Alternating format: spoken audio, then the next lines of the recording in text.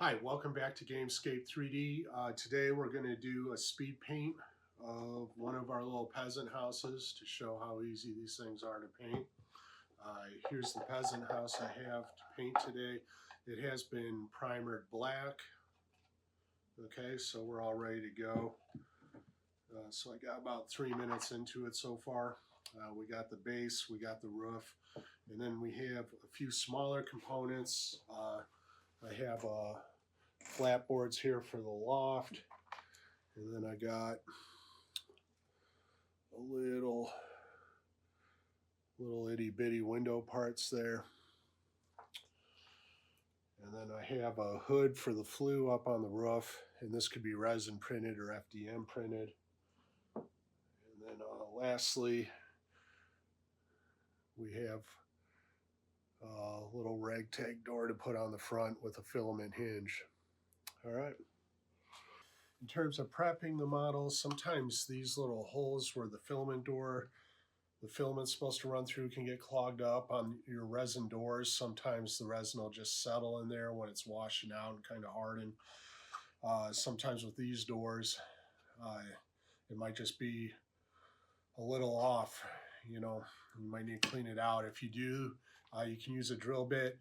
5/64 is the size you need to clean out those holes. So if I have a door there, I might just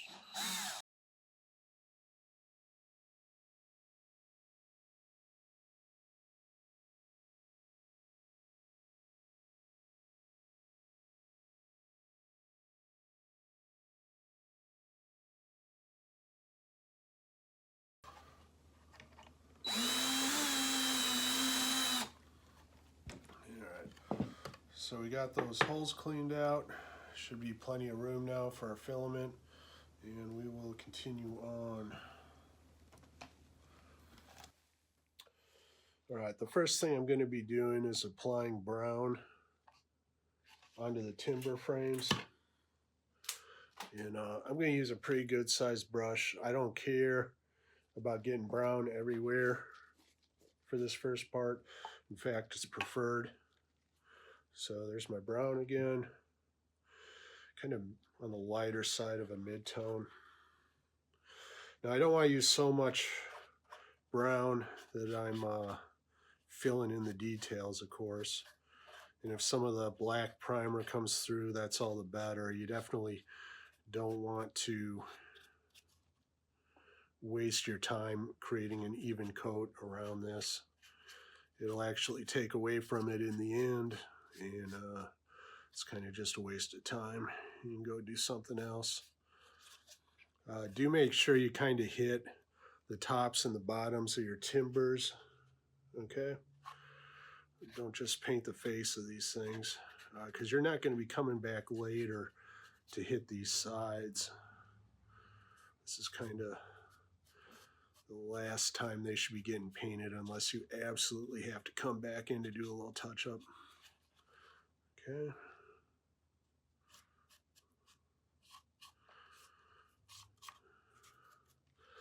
can see I'm just kind of going at it. No special care being taken to keep the wood color off of the plaster parts, or to apply this wood color to the plaster parts with any particular intention. And I might glaze over these and let some of those black timber lines come through, kind of dry brush it a little bit as opposed to like a straight paint job. And I might do it both ways. Sometimes I might saturate it a little bit, and sometimes I might just kind of hit the tops and move along. Variation is really the key. You want to paint badly differently all over the place, okay? So you want to avoid painting the same way. The key is really different amounts of pigment in different areas, and that'll kind of create a little bit of your shimmer in the end, okay? So finish that up.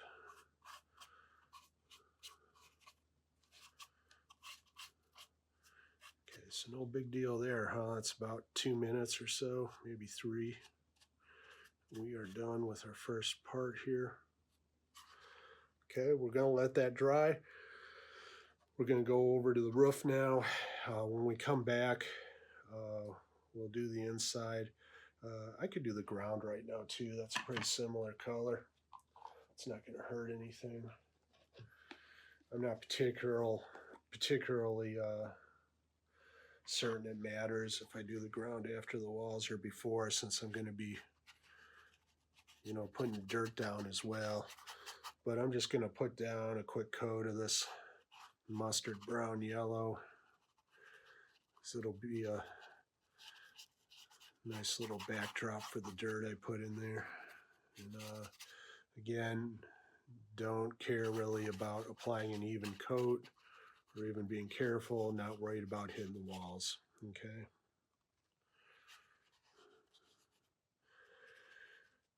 Another thing is when you put that wash in there, that's going to go, you know, the way I've modeled this, it's going to go straight into those corners. So even if your corners aren't perfect, they're going to get filled up with that wash a little bit. So you'll have a little bit of grace there. Okay, let's wash this a little bit, but not too much, because like I said, it doesn't really matter. I'm going to go ahead and we're just going to be painting this straight yellow all the way around. Again, we don't want to put down an even coat.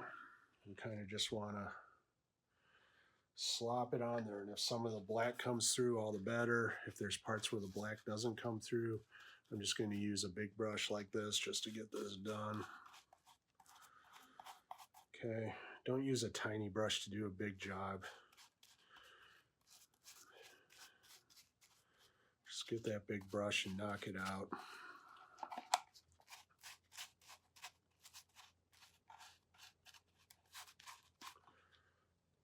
Okay.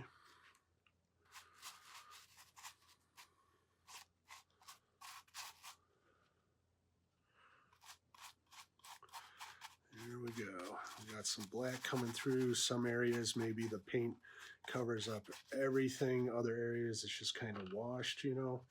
You can go ahead and throw some water in there to kind of mix it up a little bit.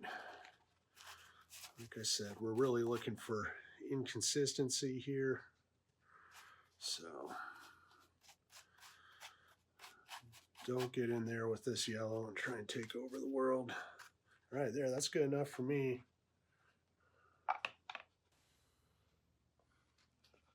All right, we're back. These things are dry now, so we can go to the next step. I did notice we were catching some pretty hard glare off the wet paint. I've tried to make the light a little less direct, and hopefully that'll make it a little easier to follow along. All dry. So now we're going to be doing the slow part, which is cutting in the whites on these.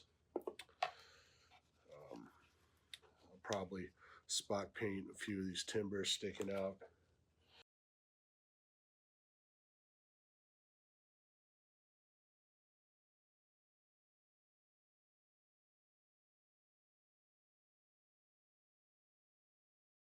I got yellow, white, sienna, or I'm sorry, not yellow, ochre, brown sienna, black, sort of a dark green, olive green, and white. And that is what we'll be painting in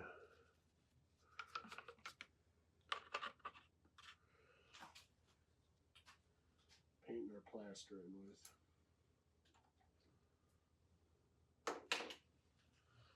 I'm going to be using an edge brush, about, and I guess that's about half, 3/4 inch. Let's see how that goes.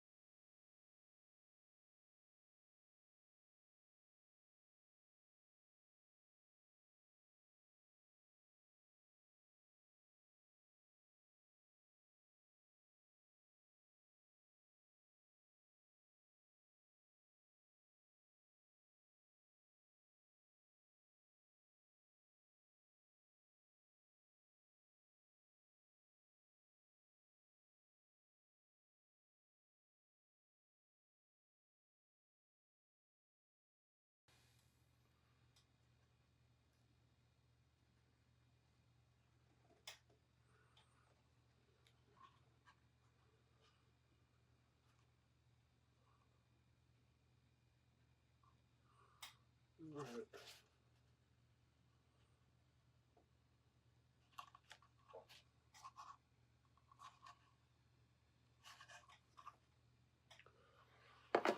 All done with that. I guess that took about 10 or 12 minutes. Hopefully you can get yours done a little bit faster than that. Last thing I want to do is go ahead and paint these inside walls. It's okay if they're a little more gray or black, because you know they're just going to have a fire in there, so walls are probably going to be kind of sooty. So you can keep that in mind.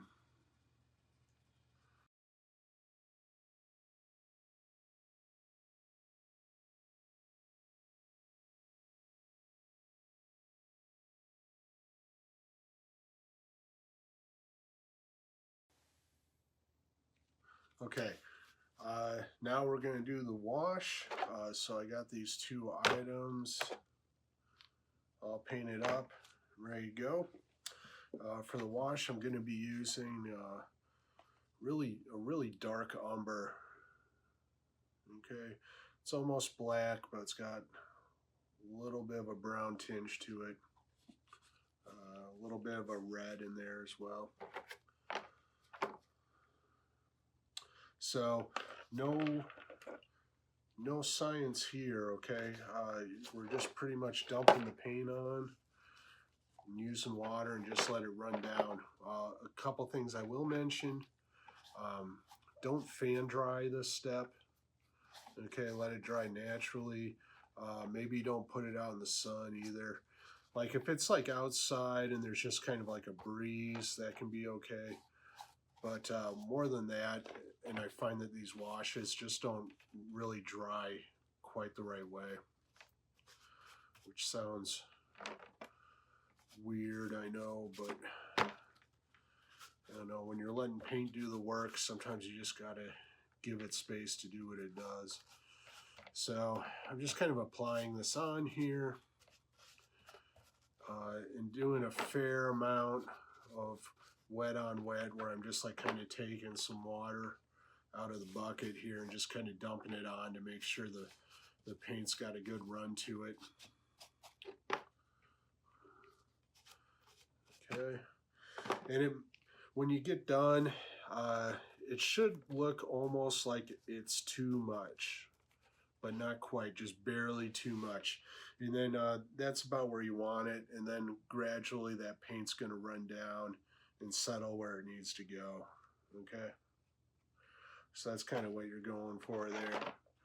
This almost looks like too much brown, but you know, when it dries, a lot more of that yellow is going to be coming through, and you're going to get something that's a little closer to this. So just be aware of that. Otherwise, you're going to be going back and doing another wash to get things where they need to be. Now the house, we do the same thing. We will be going back in and punching up the white squares a little bit, because this dark, it will be a little too much.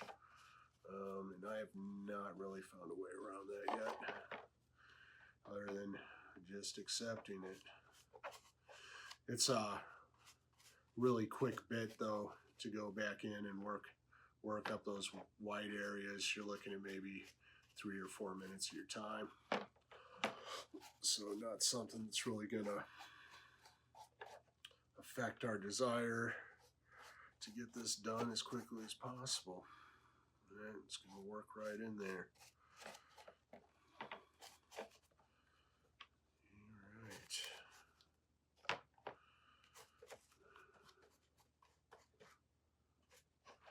Alright, I'll do some on the inside too, though I don't know how critical that is. Like, it's already going to be dark in there, so sometimes if I'm doing the inside, I might do a little bit of a lighter wash. And again, it's not really very easy for me to show you what's going on in there, but I will just leave it at that. So kind of a half wash compared to what I did on the outside there. And that looks pretty good.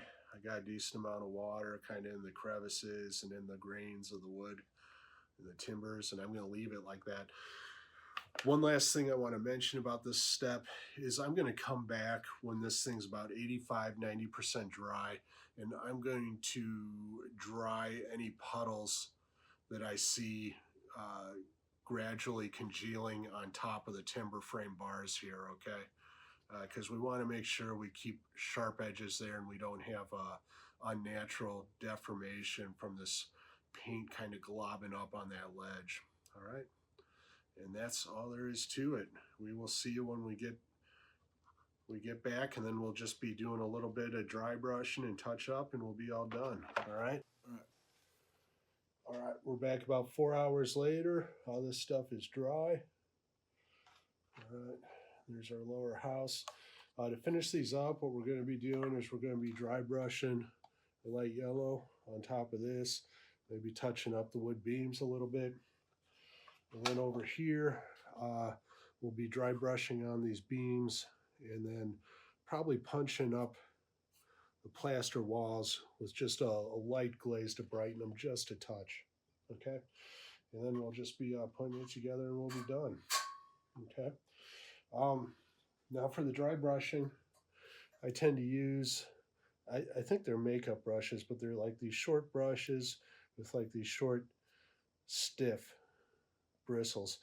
And what you do is you really burnish it into the paint so that when you're putting it on your terrain, it's almost like you're polishing a boot or something.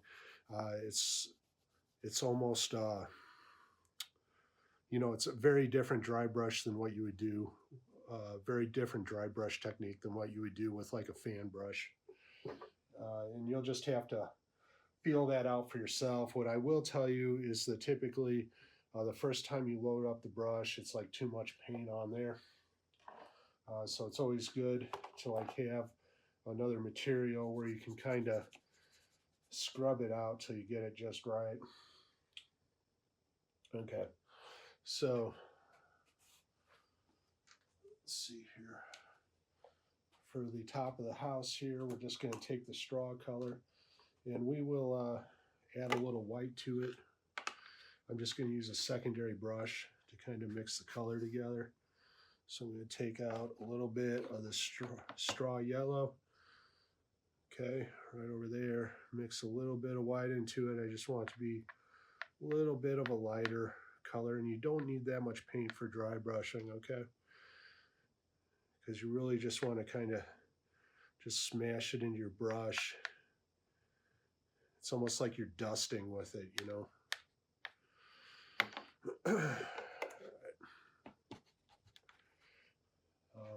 It's also useful if this brush is dry when you use it. So, you know, a good idea, don't get it like all wet and stuff, because that's just going to make it harder to get the effect you want. Okay, and I don't even know how well this will show up on this camera, but you just kind of keep working it. And what you want, just like everything else we've done, is to kind of have a different effect everywhere, okay? So you don't do this everywhere. You do it some places, and then you don't do it in other places. And then you get kind of a visual vibration of having this effect in certain areas and not in other areas. So towards the top, you know, where the sun hits, it's always good to put maybe some extra on.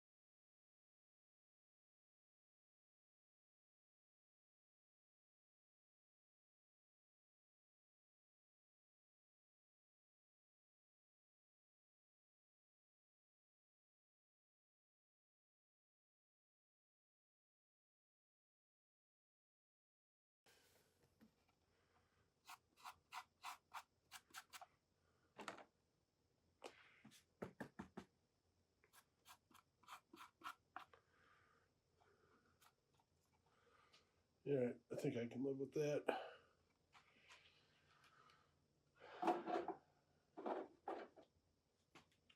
Now we'll move on to this guy right here. At this point, we're going to move over to our brown. And again, just add a little white to it.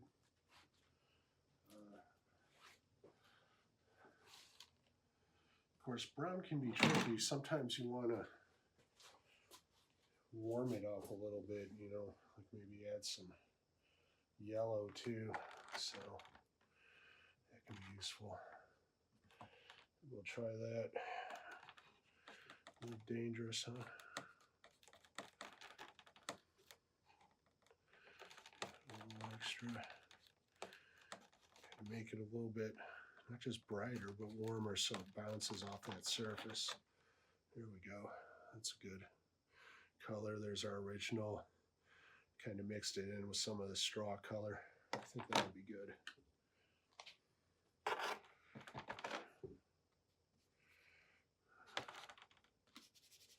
All right.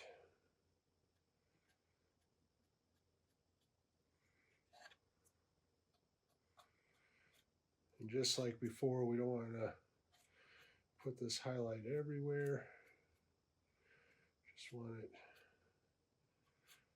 some places, and then other places we definitely don't.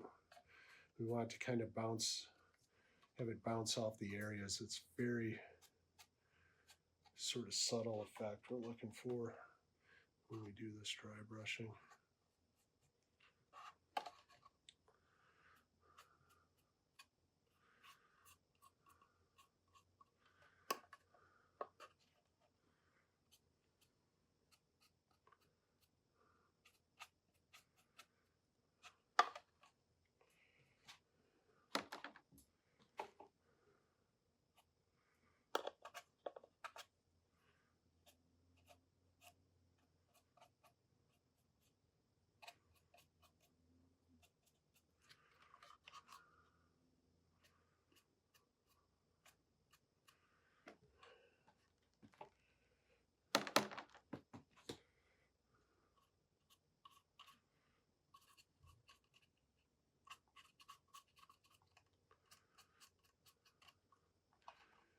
All right, that's enough fun with that. We'll go ahead and punch up those whites, and I think we'll be all done. It's probably not much to look at. That dry brushing is really something that pops a little more when you go to take a picture of it. And certainly when you see it in real life, but you know, probably not, doesn't seem like such a big deal to you all just watching me do this.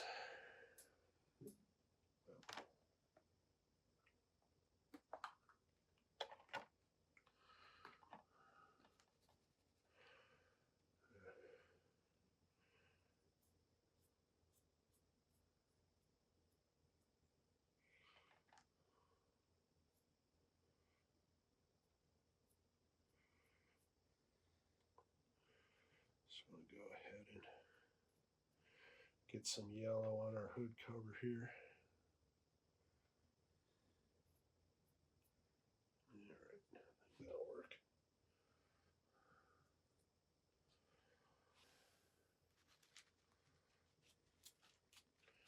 You know, you don't have to cut the lines real hard when you go in do this second coat, because you know everything's kind of established, so don't feel like you gotta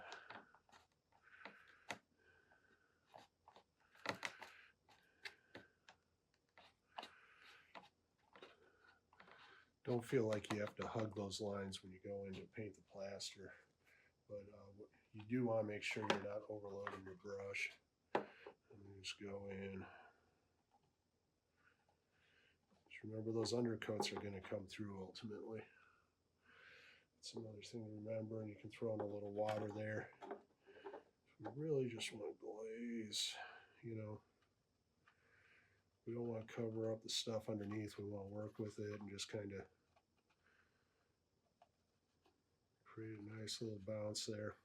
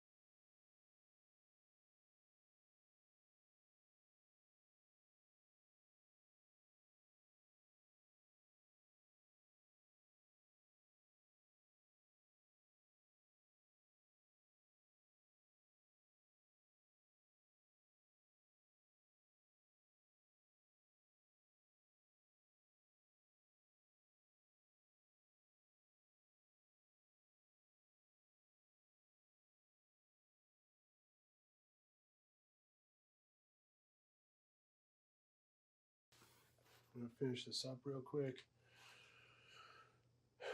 Got our window shutter combination right there. You just put these things together. You don't even have to glue it. It might be kind of a tight fit on some windows, but generally you should be able to just shove that thing in there and be done with it.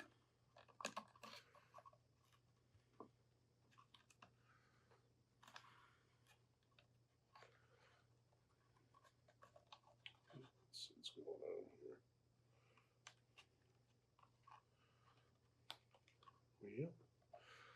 As fate would have it, mine's being a little stiff. So, not quite sure where my hammer is, so I'm just going to use the back of this axe. Not the front, just the back. There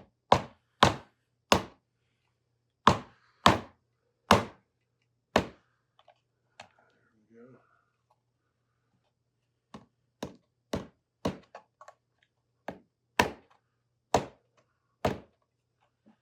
There. Window in place.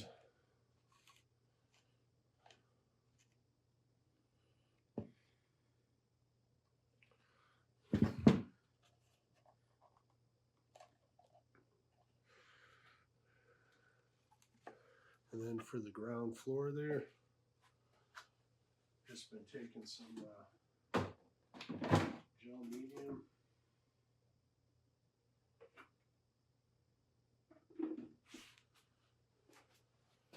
Mod Podge, anything you got that's kind of like that toothpaste consistency.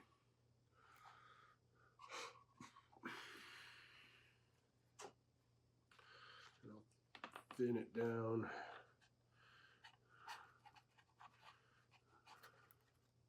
Some water, get it all over the bottom there.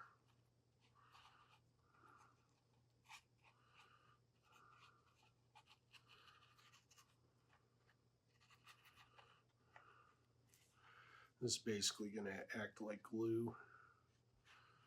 I'm just going to throw some dirt in there from my yard to sort of create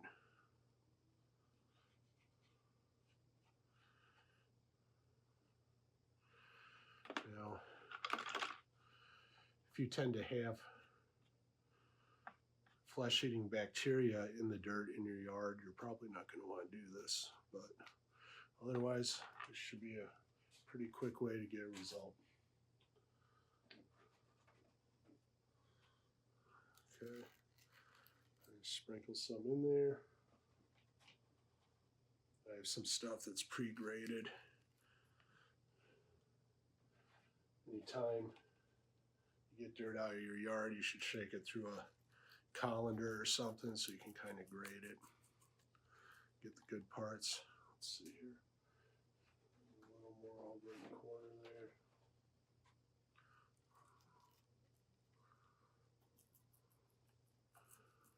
Alright, I'll dump out the extra. Okay, ground's done, and then last thing we need to do is just use filament, get our door on. There's a piece of white filament I found snapped off on my floor, so that's where I keep all the important things. Just going to thread that through. There it is, comes through the top. So now my door is hinged. Just cut off the extra. There we go.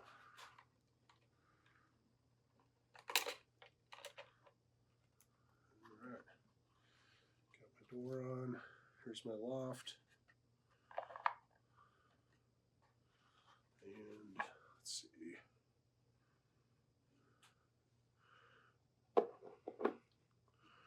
Roof. And we are all done. Okay. Thanks for stopping in.